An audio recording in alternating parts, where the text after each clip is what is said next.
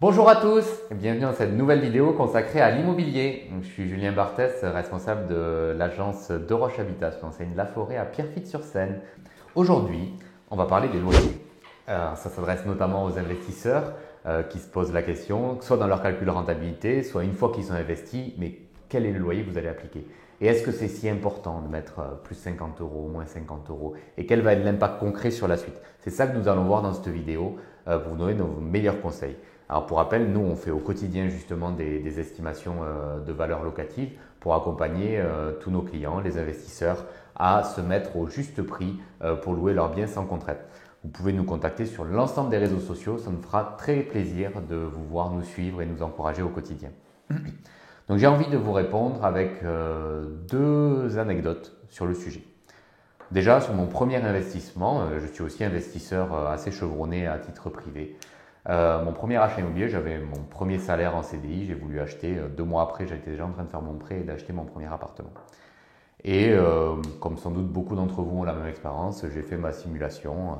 Évidemment, j'ai mis le loyer comme je trouvais sur Se Loger ou sur un site internet. Et j'ai mis plutôt la fourchette haute en me disant évidemment ça va se louer. J'avais un petit peu de cash flow, mais en gros il était artificiel parce que j'avais justement gonflé le loyer. J'ai mis en location, qu'est-ce qui s'est passé? Bah ouais, j'ai eu beaucoup de demandes.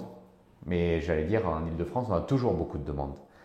Et j'avais des dossiers, je les faisais venir et j'ai eu pas mal de problèmes au tout début. Des problèmes d'impayés, des problèmes de dossiers où j'avais pas des bons garants. J'avais des gens qui avaient des revenus assez limités. Et j'étais un peu embêté. Je me suis dit, mince, qu'est-ce qui se passe? Et c'est au bout d'un moment où j'ai baissé le loyer parce que j'étais embêté, j'arrivais pas à louer depuis 15 jours. En gros, pour être clair, j'avais plus d'argent. Vous savez, au début, quand on investit, c'est pas forcément si simple que ça. Vous avez le prêt qui arrive derrière et quand vous n'êtes pas investisseur chevronné, que vous avez compris qu'il faut gérer le cash, je me retrouve embêté. Et donc, j'ai baissé les prix pour louer vite pour sauver la casse. Et j'avais baissé de 10% le prix. Et ben là, c'est devenu assez miraculeux. Les dossiers avaient changé. J'avais des bons dossiers, les gens qui venaient étaient motivés, ils ne me mettaient pas des lapins à chaque visite, et etc. Ce que je veux dire par cette anecdote-là, c'est que après on a les dossiers qu'on mérite. Donc si vous faites un logement de qualité à un prix raisonnable, eh bien effectivement, il faut savoir que la réalité, c'est que les gens et les meilleurs dossiers, les meilleurs profils ont le choix. Et donc s'ils ont le choix, ils prendront la meilleure qualité au prix le plus bas. C'est pas vrai que parce que vous mettez un prix cher, vous allez avoir justement les gens qui ont les moyens de se payer ça. C'est faux. Et mettez-vous dans la place d'un acheteur. Vous, quand vous cherchez un logement, si vous achetez des choses où vous avez largement les moyens, vous allez devenir très exigeant. Et donc, je vous encourage à répondre à cette exigence en mettant des loyers modérés qui vous rendra la vie beaucoup plus sereine. Et honnêtement, si votre investissement immobilier, vous y réfléchirez et on peut en discuter par ailleurs, si votre investissement dépend des 5 ou 10% du loyer en plus parce que vous voulez gonfler du loyer, c'est vraiment que ce n'est pas le bon investissement et je vous encourage à y réfléchir largement. C'est que la rentabilité n'est pas du tout là. Et j'ai voulu faire cette vidéo parce que l'anecdote s'est représentée à nouveau il n'y a pas longtemps. Donc maintenant, c'est mon agence qui gère mes propres biens. Et on était un peu embêtés. La collaboratrice qui s'occupe des appartements, ben pareil, elle avait des lapins, c'est-à-dire que les gens posaient des visites et ils ne venaient pas.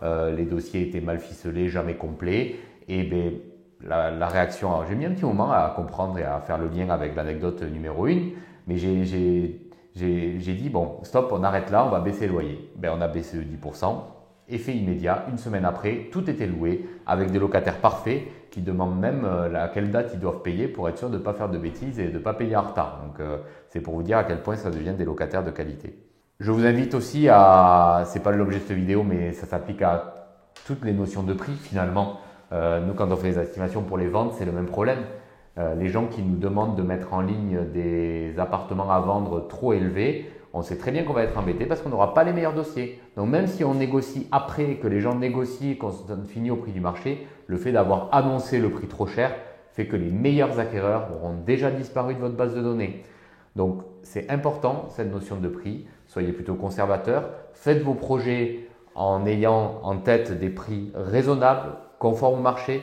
Croyez les professionnels ou demandez à plusieurs agences si vous voulez pour être sûr de votre prix. Et n'oubliez pas une chose, les prix que vous voyez en ligne sur les biens qui sont en ligne, que ce soit en location ou en vente, ça veut dire que ces biens-là n'ont pas été vendus par définition.